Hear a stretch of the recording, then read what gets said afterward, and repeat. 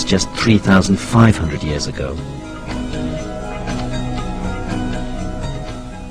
Perhaps it's time to consider a possibility archaeologists still find unthinkable. That the Vedas are the scriptures of the Indus Valley civilization itself.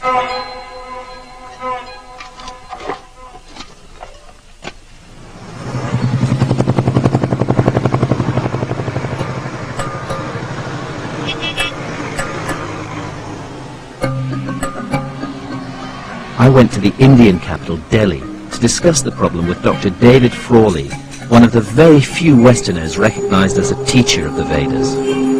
So we have this wonderful culture, apparently, with no literature, nothing whatsoever.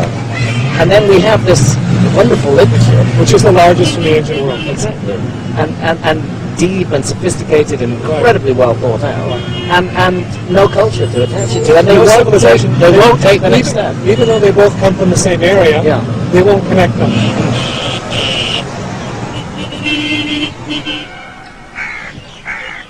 The result, says Frawley, has been a huge missed chance to know more about the amazing Indus Valley civilization and to explore its mysterious origins. The Vedas have been given to us as the literature of India, so they are connected with that culture. Now, if we put it together, we see the image of a sophisticated culture of kings and rishis. We see in the seals, we see the symbols of spirituality, the symbols of yoga, the gods like Shiva. We see the whole basis of later Hindu civilization. And that's what we should find as the culture itself has continued. And I found an even more direct clue that links the Vedas with the ancient Indus Valley civilization. It's the image of the Indian flood survivor. In the Vedas, he's a long-haired mystic and a master of yoga. The image of just such a mystic, seated in a recognized yoga posture, turns out to be more than 4,700 years old, found at the Indus Valley site of Mohenjo-daro.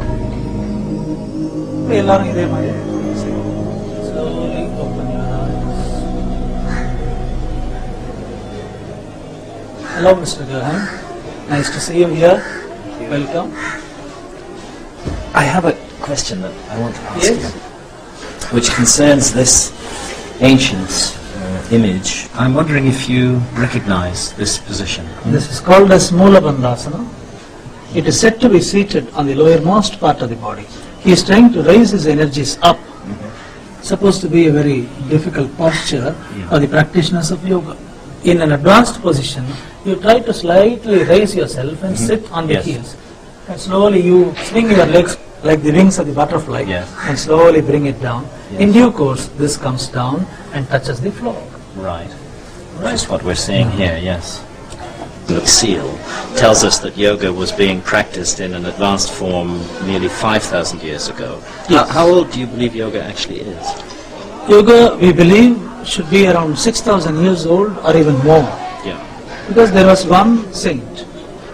He is said to have codified all this yoga into a form. But this is 6,000 years ago. Yes, 6,000 years that he codified. Yes. Which So means that it was existing much before that.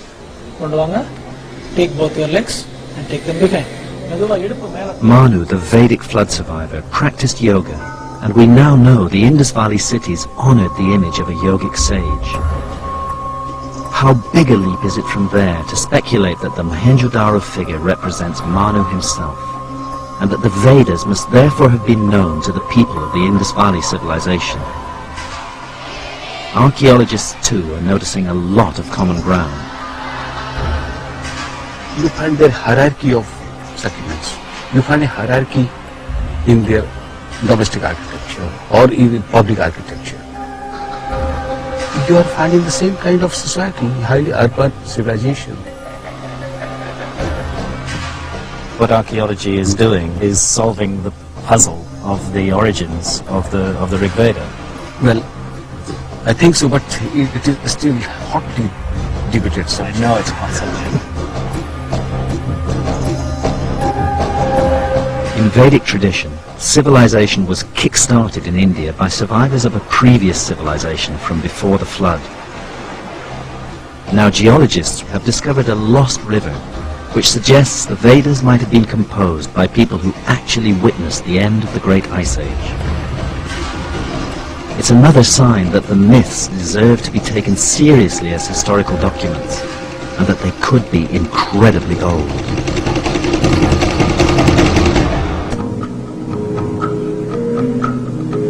I'm looking for the lost Indian civilizations spoken of in flood myths.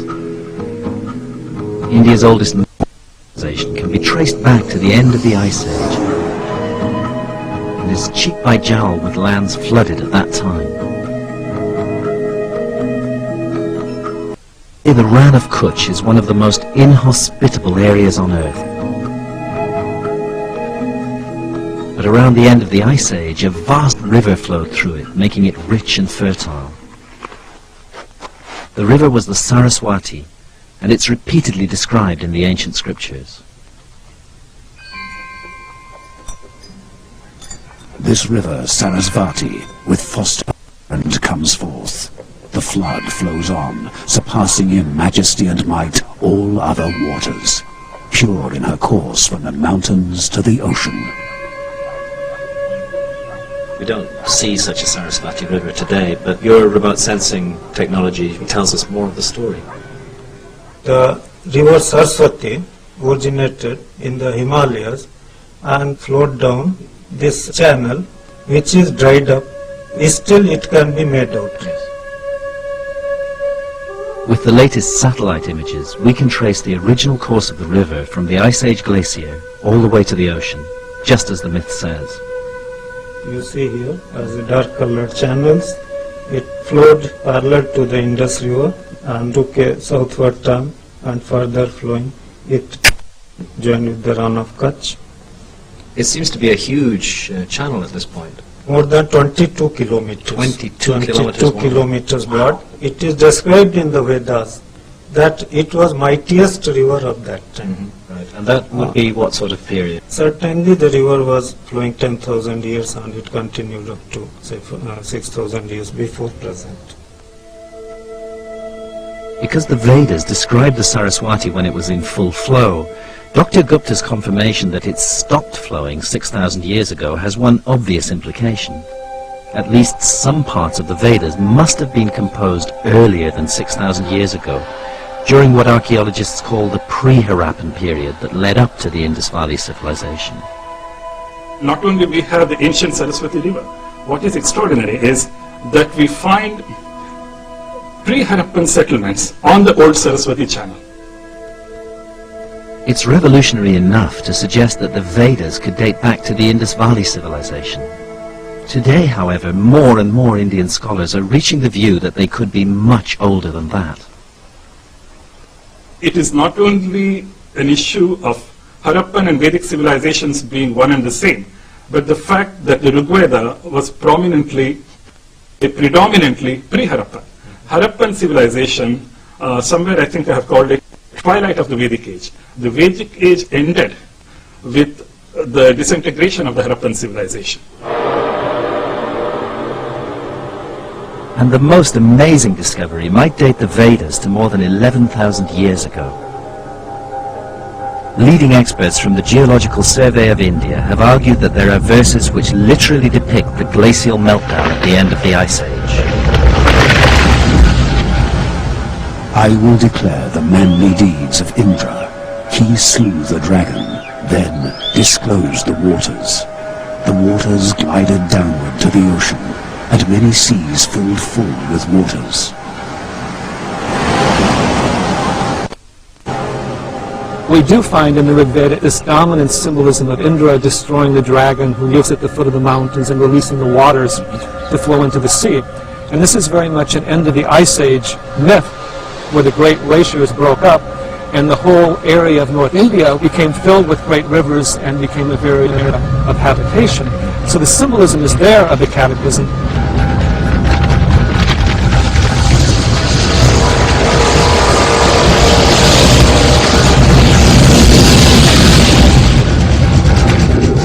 But even if the myths are 11,000 years old, they don't help us search for a lost Indian civilization. For that I still need a major underwater archaeological site in the areas that geology shows were flooded at the end of the Ice Age.